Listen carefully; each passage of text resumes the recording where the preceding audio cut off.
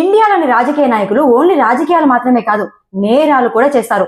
ఇండియాలో ఏ స్టేట్ లో ఏ రాజకీయ నాయకులపై, ఏ సీఎంలపై ఎక్కువ కేసులు ఉన్నాయో తెలుసా మీకు? రీసెంట్ గా ఇండియాలో ఇచ్చిన రిపోర్ట్స్ ప్రకారం 5th ప్లేస్ లో హేమంత్ సరోవర్ గారు ఉన్నారు. ఈయన పైన 5 క్రిమినల్ కేసులు ఉన్నాయి. 4th ప్లేస్ లో కర్ణాటకకు చెందిన సిద్ధరామయ్య గారు ఉన్నారు.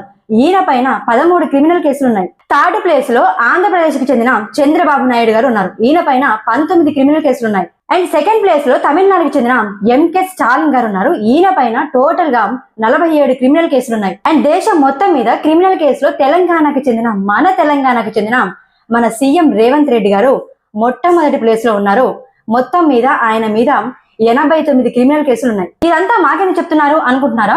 రీసెంట్ గా మన అమిత్ షా గారు ఒక గొప్ప బిల్లును ప్రవేశపెట్టారండి. నిజంగా సెల్యూట్ చేయాల్సిందే. 130వ రాజ్యాంగ సవరణ ద్వారా ఎవరైనా సరే, పిఎంలైనా సీఎంలైనా ఎవరైనా సరే 30 రోజుల పాటు ఎవరైతే జైల్లో ఉంటారో వారికి ఎలాంటి పదవి ఉండదు, రద్దయిపోతుంది అని చెప్పారు.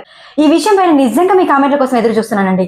ముఖ్యంగా 2nd ప్లేస్ లో ఉన్న తమిళనాడు సీఎం స్టాలిన్ గారి గురించి, మన రేవంత్ రెడ్డి గారి గురించి, దేశం మొత్తం మీద క్రిమినల్ ప్లేస్ లో మొట్టమొదటి స్థానంలో ఉన్న మన రేవంత్ రెడ్డి గారి గురించి మీరేమనుకుంటున్నారు?